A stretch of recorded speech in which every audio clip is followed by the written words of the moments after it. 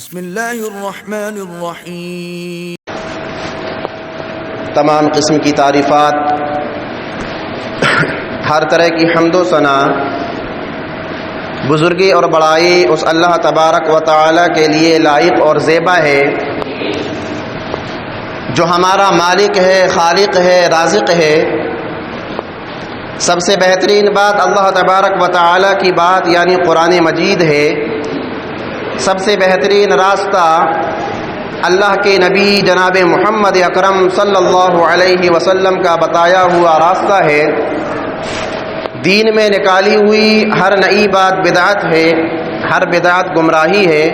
اور گمراہوں کا انجام جہنم کی دہکتی ہوئی آگ میں ہوگا۔ اس کے بعد بے شمار درود و سلام ہوں اس ہستی اقدس و مقدس پر جن کا نام نامی اسم گرامی محمد اکرم صلی اللہ علیہ وسلم ہے۔ اللہم صلی علی محمد وعلی آل محمد کما صلیت علی ابراہیم وعلی آل ابراہیم انک حمید مجید۔ اللہم بارک علی محمد وعلی آل محمد کما بارکت علی ابراہیم وعلی آل ابراہیم انک حمید مجید۔ محترم حضرات، نوجوان ساتھیوں، عزیز بچوں اور میری آواز کو سننے والی پردہ نشین ماؤں اور بہنوں، جیسا کہ ہم اور آپ جانتے ہیں اس بات کو کہ جس مہینے سے ہم اور آپ گزر رہے ہیں وہ مہینہ شعبان کا مہینہ ہے، اور اس بات کو بھی ہم اور آپ بخوبی جانتے ہیں کہ دیگر مہینوں کی طرح جب شعبان کا مہینہ آتا ہے تو ہمارے کچھ مسلمان بھائی ایسے ہیں جو الحمدللہ ثم الحمدللہ قرآن اور حدیث کے مطابق اللہ کے نبی جناب محمد اکرم صلی اللہ علیہ وسلم کے فرمان کے مطابق اعمال صالحہ کو بجا لاتے ہیں اور خود کو اللہ کی جنت کے قریب کر لیتے ہیں۔ اور ہمارے کچھ مسلمان بھائی، کچھ احباب ایسے بھی ہوتے ہیں کہ جب شعبان کا مہینہ آتا ہے اور خصوصاً شعبان کی جب 15ویں تاریخ آتی ہے تو بدعات و خرافات کو انجام دیتے ہوئے اللہ کی لعنت کے مستحق ہو جاتے ہیں اور خود کو اللہ کی جہنم کے قریب کر لیتے ہیں۔ میرے مسلمان بھائیوں، ہم اور آپ جب اپنے معاشرے کا جائزہ لیتے ہیں تو وہ لوگ جو بدعات و خرافات کو انجام دینے والے ہیں، ایسے لوگوں کا جب ہم اور آپ جائزہ لیتے ہیں تو یہ لوگ ہمیں اور آپ کو تین طرح کے نظر آئیں گے۔ پہلی قسم کے لوگ وہ ہیں جو ناسمجھ ہیں، کم علم ہیں، نادان ہیں، جاہل ہیں، علماء کو دیکھتے ہوئے، اپنے بڑے بزرگوں کو دیکھتے ہوئے بدعات و خرافات کو انجام دے لیتے ہیں۔ اور دوسری قسم کے وہ لوگ ہیں جو سمجھدار ہیں، علم رکھتے ہیں، لیکن علماء کی تقلید کرتے ہوئے، اپنے بڑے اور بزرگوں کی تقلید کرتے ہوئے بدعات و خرافات کو انجام دیتے ہیں۔ اور تیسری قسم کے لوگ وہ ہیں جو حقیقت پر پردہ پوشی کرتے ہیں یا پھر اپنی بات کو منوانے کے لیے احادیث کے وہ ٹکڑے لے کر آتے ہیں جن پر سکوت اختیار کیا گیا، یا پھر ان احادیث کو لے کر آتے ہیں کہ جن احادیث پر محدثین کرام نے ضعف، یعنی جن احادیث کو محدثین کرام نے ضعیف قرار دیا۔ میرے مسلمان بھائیوں، آج کے اس خطبہ جمعہ میں انشاءاللہ ہم اور آپ یہ جاننے کی کوشش کریں گے کہ جب شعبان کا مہینہ آتا تھا تو پیارے نبی جناب محمد اکرم صلی اللہ علیہ وسلم کیا کرتے تھے، کون سے اعمال کو انجام دیا کرتے تھے، آپ صلی اللہ علیہ وسلم کا طریقہ کیا رہا کرتا تھا، اور یہ بھی جاننے کی کوشش کریں گے کہ شعبان کے مہینے میں جو بدعات و خرافات کو انجام دیا جاتا ہے آخر اس کی حقیقت کیا ہے۔ میرے مسلمان بھائیوں، جب قرآن اور حدیث کی بات ہمارے اور آپ کے سامنے آ جائے تو ہمیں اس کو تسلیم کر لینا چاہیے، اس کو مان لینا چاہیے۔ ہماری زبان پر وہ الفاظ، وہ جملہ نہیں ہونا چاہیے جس کے تعلق سے اللہ تبارک و تعالی نے قرآن مجید کے اندر فرمایا ما وجدنا علیہ آباءنا، ما وجدنا علیہ آباءنا، کہ جب ان سے کہا جاتا کہ اللہ کی آیتیں نازل ہو گئیں، پیارے نبی کے فرمان تمہارے سامنے آ گئے، تم اس پر عمل کیوں نہیں کرتے؟ تو ان کا یہ جملہ ہوا کرتا تھا ہم نے اپنے بڑوں کو ایسا کرتے ہوئے پایا، ہم نے اپنے باپ دادا کو ایسا کرتے ہوئے پایا، ہم نے اپنے علماء کو ایسا کرتے ہوئے پایا، اس لیے ہم ایسا کر رہے ہیں۔ یاد رکھیے میرے مسلمان بھائیوں، ایک سچے اور پکے مسلمان کا یہ جملہ نہیں ہوتا۔ جو سچا اور پکا مسلمان ہوتا ہے، جب حق بات اس کے سامنے آ جاتی ہے، جب قرآن کی آیت اس کے سامنے آ جاتی ہے، پیارے نبی جناب محمد اکرم صلی اللہ علیہ وسلم کے فرمان اس کے سامنے آ جاتے ہیں، تو وہ اپنے آپ کو ان کے سامنے جھکا لیتا ہے اور اس پر عمل کرنے کی کوشش کرتا ہے۔ آئیے میرے اسلامی بھائیوں، پیارے نبی جناب محمد اکرم صلی اللہ علیہ وسلم شعبان کے مہینے میں کیا کیا کرتے تھے، کس طرح کی عبادت کو انجام دیا کرتے تھے، اس کے بارے میں ہم اور آپ جاننے کی کوشش کرتے ہیں۔ ابو داؤد کے اندر یہ حدیث موجود ہے، علامہ البانی نے اس حدیث کو صحیح کہا ہے۔ حضرت عائشہ صدیقہ رضی اللہ عنہا بیان کرتی ہیں، اللہ کے نبی جناب محمد اکرم صلی اللہ علیہ وسلم کے بارے میں کان احب الشہور الی رسول اللہ صلی اللہ علیہ وسلم ان یصومہ شعبان ثم یصلہ برمضان۔ یہ حدیث بخاری کے اندر، ابو داؤد کے اندر موجود ہے۔ حضرت عائشہ صدیقہ رضی اللہ عنہا پیارے نبی جناب محمد اکرم صلی اللہ علیہ وسلم کے بارے میں بیان کرتی ہیں کہ مہینوں میں اللہ کے نبی جناب محمد اکرم صلی اللہ علیہ وسلم کے نزدیک روزہ رکھنے کے معاملے میں اگر کوئی مہینہ سب سے زیادہ محبوب تھا، سب سے زیادہ پسندیدہ تھا، تو وہ شعبان کا مہینہ تھا۔ اللہ کے نبی جناب محمد اکرم صلی اللہ علیہ وسلم شعبان کے مہینے میں کثرت کے ساتھ نفلی روزوں کا اہتمام کیا کرتے تھے، اور یہ مہینہ پیارے نبی جناب محمد اکرم صلی اللہ علیہ وسلم کے نزدیک نفلی روزوں کے اعتبار سے سب سے زیادہ محبوب اور سب سے زیادہ پسندیدہ مہینہ تھا۔ ثم یصلہ برمضان، پھر اللہ کے نبی جناب محمد اکرم صلی اللہ علیہ وسلم اس مہینے کے بعد رمضان کے روزوں کا اہتمام کیا کرتے تھے۔ ایک اور حدیث حضرت ام سلمہ رضی اللہ عنہا بیان کرتی ہیں، ما رأیت النبی صلی اللہ علیہ وسلم یصوم شہرین متتابعین الا شعبان و رمضان، کہ میں نے اللہ کے نبی جناب محمد اکرم صلی اللہ علیہ وسلم کو 2 مہینے لگاتار مسلسل روزہ رکھتے ہوئے نہیں دیکھا سوائے شعبان اور رمضان کے۔ پتہ کیا چلا؟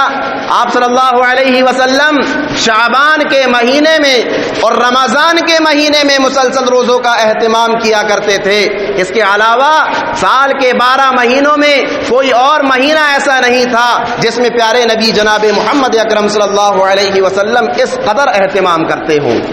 ایک اور حدیث مسلم کے اندر موجود ہے، حضرت ابو سلمہ رضی اللہ عنہ بیان کرتے ہیں، اللہ کے نبی جناب محمد اکرم صلی اللہ علیہ وسلم جب شعبان کے مہینے میں روزہ رکھنا شروع کرتے تو ہم یہ گمان کرنے لگتے کہ آپ صلی اللہ علیہ وسلم اب روزہ ترک نہیں کریں گے، یعنی مسلسل روزہ رکھتے چلے جائیں گے۔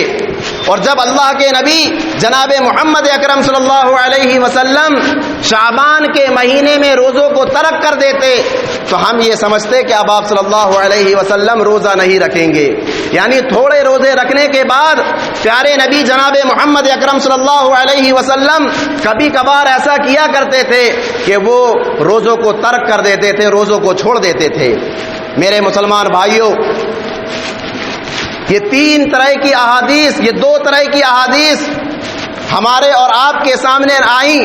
ان دونوں احادیث سے 2 الگ الگ باتیں ہمارے اور آپ کے سامنے آ رہی ہیں۔ ایک بات ہمارے اور آپ کے سامنے یہ آ رہی ہے کہ شعبان کے مہینے میں پیارے نبی جناب محمد اکرم صلی اللہ علیہ وسلم مسلسل لگاتار روزہ رکھا کرتے تھے. اور دوسری بات ہمارے اور آپ کے سامنے یہ آ رہی ہے کہ آپ صلی اللہ علیہ وسلم شعبان کے مہینے میں روزے نہیں رکھتے تھے مگر تھوڑے روزہ رکھا کرتے تھے. اس کے بعد آپ صلی اللہ علیہ وسلم روزہ نہیں رکھتے تھے. ہمیں اور آپ کو یہ بات یاد رکھنا چاہیے کہ قرآن اور پیارے نبی جناب محمد اکرم صلی اللہ علیہ وسلم کی احادیث مبارکہ کو ہمیں اپنی عقل اپنے دماغ سے نہیں سمجھنا چاہیے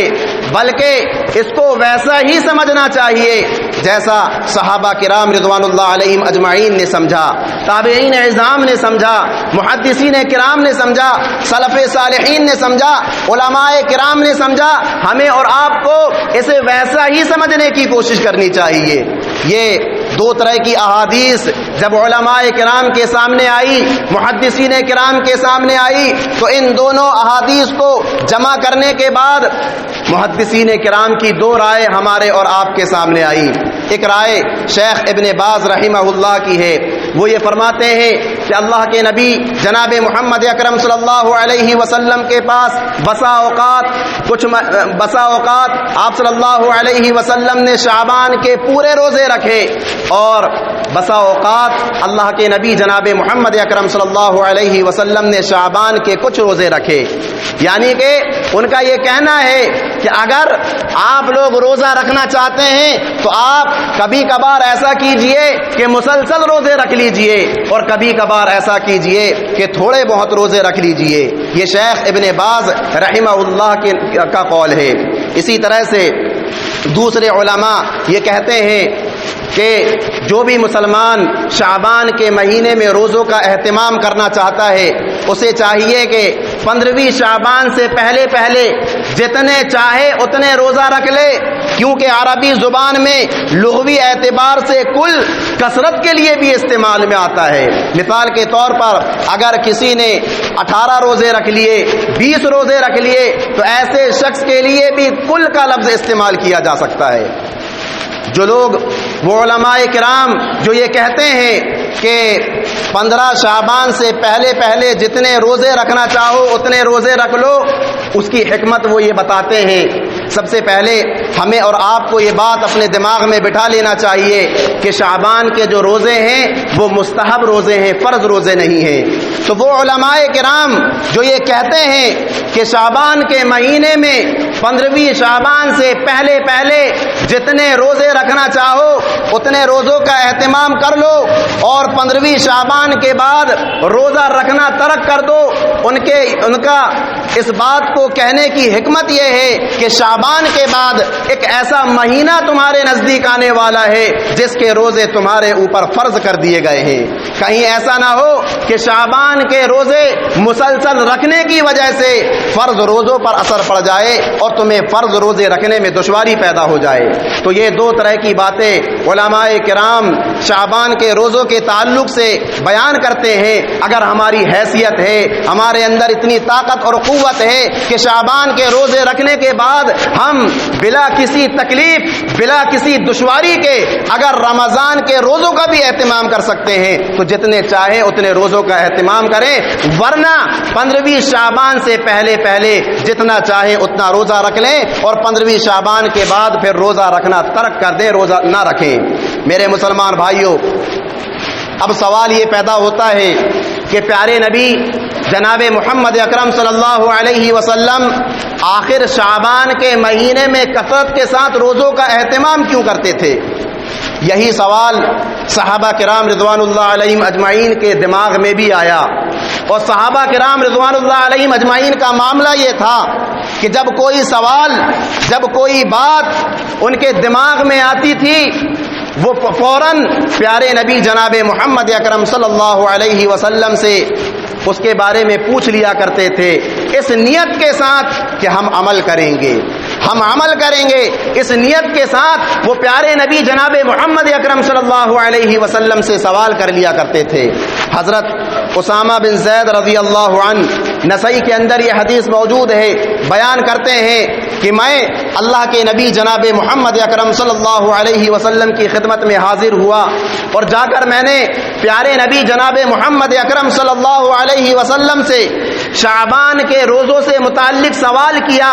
کہ آخر آپ شعبان میں اس کثرت کے ساتھ روزوں کا اہتمام کیوں کرتے ہیں، آخر اس کی وجہ کیا ہے؟ پیارے نبی جناب محمد اکرم صلی اللہ علیہ وسلم نے فرمایا ذاک شہر تغفل الناس فیہ عنہ بین رجب و رمضان۔ اللہ کے نبی جناب محمد اکرم صلی اللہ علیہ وسلم نے اس کی دو حکمتیں بیان فرمائی، دو وجہ بیان فرمائی۔ پہلی وجہ اللہ کے نبی جناب محمد اکرم صلی اللہ علیہ وسلم نے فرمایا کہ شعبان یہ وہ مہینہ ہے جو رجب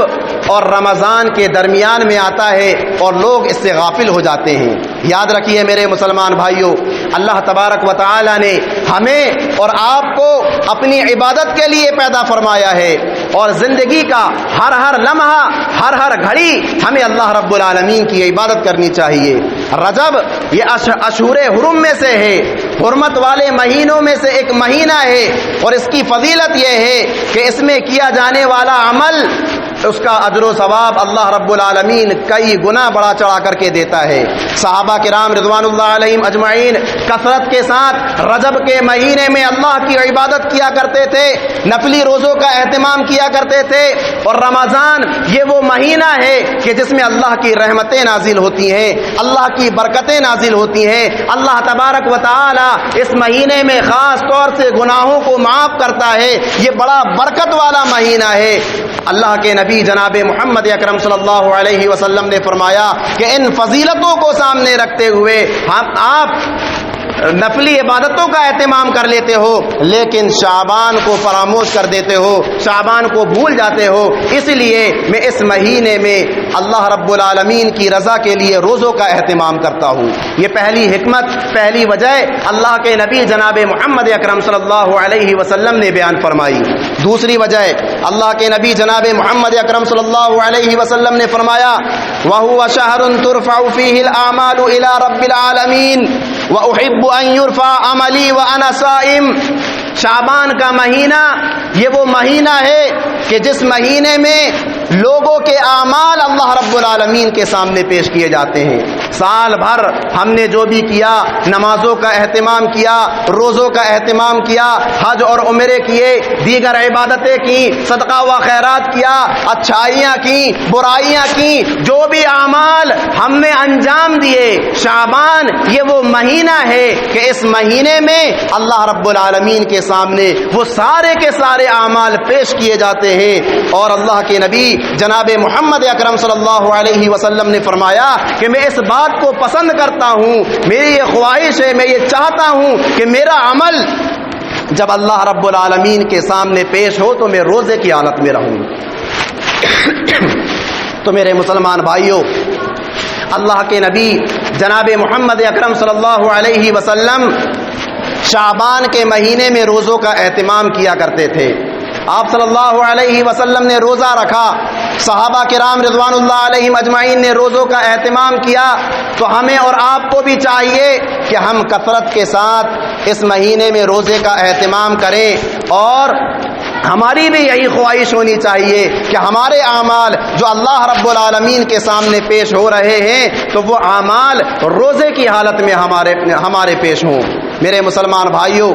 ہونا یہ چاہیے، لیکن آج ہم اور آپ جب اپنے معاشرے کا جائزہ لیتے ہیں تو جیسے ہی شعبان کا مہینہ آتا ہے، ہمارے بہت سے مسلمان بھائی ایسے ہیں جو صرف اپنی لا علمی کی وجہ سے یا تقلید کا پٹا گلے پر لگانے کی وجہ سے بدعات و خرافات کو انجام دینا شروع کر دیتے ہیں، بدعات و خرافات کو انجام دینا شروع کر دیتے ہیں۔ وہ باتیں جو اللہ کے نبی جناب محمد اکرم صلی اللہ علیہ وسلم سے ثابت نہیں ہیں، جن اعمال کو صحابہ کرام نے کبھی اپنی زندگی میں نہیں کیا، ان اعمال کو ہم اور آپ آج انجام دے رہے ہیں۔ اور جیسے ہی 15ویں شعبان کی رات آتی ہے، میرے مسلمان بھائیوں، ہمارے بہت سے مسلمان بھائی ایسے ہیں کہ 15ویں شعبان کی جیسے ہی رات آتی ہے تو خاص عدد اور خاص صورتوں کی تلاوت کرنا شروع کر دیتے ہیں۔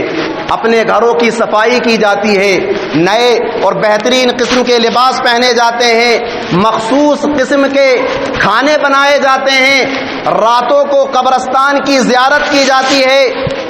ایک بھیڑ قبرستان کی زیارت کے لیے قبرستان میں داخل ہو جاتی ہے، اور لوگوں کا یہ عقیدہ ہوتا ہے، اس رات لوگوں کا یہ عقیدہ ہوتا ہے، لوگوں کا یہ ماننا ہوتا ہے، لوگوں کی یہ سوچ ہوتی ہے کہ ہمارے بڑے بزرگ، ہمارے گھر والے جو اس دنیا سے رخصت ہو گئے، آج کی رات وہ ہمارے گھروں میں تشریف لائیں گے، اس لیے وہ گھروں کو خوب سجاتے ہیں، گھروں میں مخصوص کھانے کا اہتمام کرتے ہیں۔ یاد رکھیے میرے مسلمان بھائیوں، شریعت میں اس کا کوئی وجود نہیں ہے۔ پیارے نبی جناب محمد اکرم صلی اللہ علیہ وسلم نے کبھی بھی اس طرح کا عمل انجام نہیں دیا۔ صحابہ کرام رضوان اللہ علیہم اجمعین کی زندگی کا جائزہ لیجئے، تابعین اعظام کی زندگی کا جائزہ لیجئے، کبھی بھی انہوں نے 15ویں شعبان کی رات کو جاگ کر کبھی بھی قبرستان کی زیارت نہیں کی، کبھی بھی انہوں نے یہ نہیں سوچا کہ آج کی رات ہمارے بڑے بزرگ جو اس دنیا سے رخصت ہو گئے ہیں، آج کی رات ان کی روحیں ہمارے گھروں میں آئیں گی۔ یاد رکھیے یہ شریعت میں نئی چیز ہے۔ اللہ کے نبی جناب محمد اکرم صلی اللہ علیہ وسلم اپنے ہر خطبہ مسنونہ میں یہ بیان فرمایا کرتے تھے، فَإِنَّ خَيْرَ الْحَدِيثِ كِتَابُ اللَّهِ وَخَيْرَ الْهَدْيِ هَدْيُ مُحَمَّدٍ صلی اللہ علیہ وسلم وَشَرَّ الْأُمُورِ مُحْدَثَاتُهَا وَكُلَّ مُحْدَثَةٍ بِدْعَةٍ وَكُلَّ بِدْعَةٍ ضَلَالَةٍ۔ اللہ کے نبی جناب محمد اکرم صلی اللہ علیہ وسلم اس میں یہ بیان فرماتے ہیں کہ سب سے بہترین کتاب اللہ کی کتاب یعنی قرآن مجید ہے، اور سب سے بہترین راستہ اللہ کے نبی جناب محمد اکرم صلی اللہ علیہ وسلم کا بتایا ہوا راستہ ہے، اور دین میں نکالے ہوئے نئے نئے امور یہ بدعات ہیں، اور ہر بدعت گمراہی ہے، اور ہر گمراہی انسان کو جہنم کی دہکتی ہوئی آگ میں جھونکنے والی ہے۔ میرے مسلمان بھائیوں، 15ویں شعبان کی فضیلت، اس کی اہمیت کے تعلق سے ہم اور آپ اگر کتب احادیث کا مطالعہ کرتے ہیں تو بہت زیادہ اگر اس سلسلے میں ہمیں اور آپ کو احادیث نظر آئیں گی تو 14 سے 15 احادیث نظر آئیں گی، لیکن وہ ساری کی ساری احادیث ضعیف ہیں، کمزور ہیں، وہ صحیح حدیث نہیں ہیں۔ اسی طرح سے 15ویں شعبان کو قبرستان جانے کا اہتمام کرنا کسی بھی صحیح حدیث سے ثابت نہیں ہے۔ ترمذی کے حوالے سے ام المؤمنین حضرت عائشہ صدیقہ رضی اللہ عنہا کی جو روایت اکثر واعظین جھوم جھوم کر بیان کرتے ہیں، امام ترمذی نے امام بخاری کے حوالے سے اس روایت کو ضعیف قرار دیا ہے۔ میرے مسلمان بھائیوں، ہمیں اور آپ کو یہ دیکھنا چاہیے کوئی بھی عمل کو انجام دینے سے پہلے کہ وہ عمل اللہ کے نبی جناب محمد اکرم صلی اللہ علیہ وسلم نے کیا ہے یا نہیں، صحابہ کرام رضوان اللہ علیہم اجمعین نے کیا ہے یا نہیں۔ اگر کیا ہے تو اس کو کر گزریے، اس میں پھر کسی کی رائے کسی کی سوچ کو مت دیکھیے، اور اگر نہیں کیا ہے تو اس سے اپنے آپ کو دور رکھیے۔ اسی طرح سے میرے مسلمان بھائیوں، شعبان کے مہینے میں 15ویں شعبان کی رات میں بہت سے مسلمانوں کا جو عقیدہ ہے کہ فوت شدہ لوگوں کی روحیں ان کے گھروں میں آئیں گی، یاد رکھیے یہ عقیدہ نہایت ہی غلط عقیدہ ہے۔ قرآن اس کی مخالفت کرتا ہے، اور یہ عقیدہ قرآن کے خلاف بھی ہے۔ اللہ رب العالمین قرآن مجید کے اندر بیان فرما رہا ہے، حتی اذا جاء احدهم الموت قال رب ارجعون لعلی اعمل صالحا فيما تركت كلا انها كلمة هو قائلها ومن ورائهم برزخ الى يوم يبعثون۔ اللہ رب العالمین قرآن مجید کی اس آیت کریمہ کے اندر بیان فرما رہا ہے کہ جب موت کا فرشتہ کسی انسان کے پاس آ جاتا ہے اور اس کی روح قبض کرنے والا ہوتا ہے تو وہ انسان کہتا ہے کہ مجھے تھوڑی سی مہلت دے دو، مجھے تھوڑا سا وقت دے دو، لعلی اعمل صالحا، تاکہ میں دنیاوی زندگی میں جاؤں اور اعمال صالحہ کو انجام دوں۔ اللہ رب العالمین کہے گا ہرگز ایسا نہیں ہو سکتا۔ ہرگز ایسا نہیں ہو سکتا کہ ایک انسان کی روح قبض کر لی جائے اور پھر اس کو دوبارہ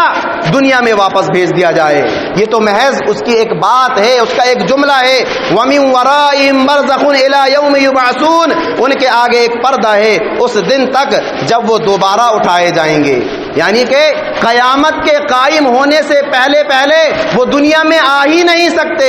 یہ اللہ رب العالمین کا فرمان ہے جو قرآن مجید میں سورہ مومنون کے اندر اللہ رب العالمین نے بیان فرمایا ہے. لیکن ہمارے بہت سے مسلمان بھائی ایسے ہیں جن کا اپنا عقیدہ یہ ہے, جن کی اپنی سوچ یہ ہے کہ 15ویں شعبان کی رات کو ہمارے وہ بھائی, ہماری وہ بہنیں جو اس دنیا سے رخصت ہو گئے ہیں, ان کی روحیں دنیا میں واپس آتی ہیں, دنیا کی سیر و تفریح کرتی ہیں, گھروں میں آتی ہیں. یاد رکھیے یہ غلط اور باطل عقیدہ ہے. تو اس طرح کی سوچ سے ہمیں خود کو بھی بچانا چاہیے اور اپنے مسلمان بھائیوں کو بھی بچانا چاہیے. تو یہ چند باتیں تھیں جو شعبان کے تعلق سے مجھے آپ حضرات کے سامنے رکھنی تھیں. یاد رکھیے شعبان کے مہینے میں اللہ کے نبی جناب محمد اکرم صلی اللہ علیہ وسلم صرف روزوں کا اہتمام کیا کرتے تھے. اس لیے ہمیں اور آپ کو بھی چاہیے کہ ہم کثرت کے ساتھ اس مہینے میں روزوں کا اہتمام کریں تاکہ ایک طرح سے ہماری تربیت ہو جائے, ایک طرح سے ہماری ٹریننگ ہو جائے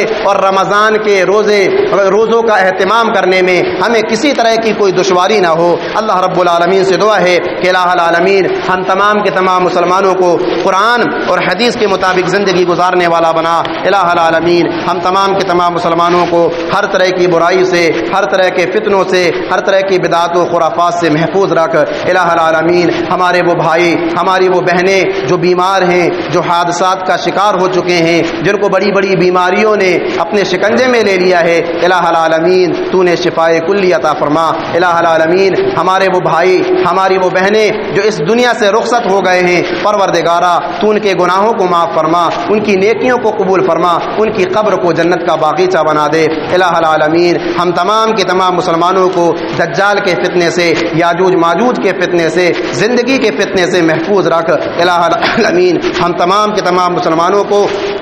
بروز قیامت جہنم کی دہکتی ہوئی آگ سے بچا کر اپنی جنت میں داخل فرما. آمین ثم آمین. وآخر دعوانا الحمدللہ رب العالمین.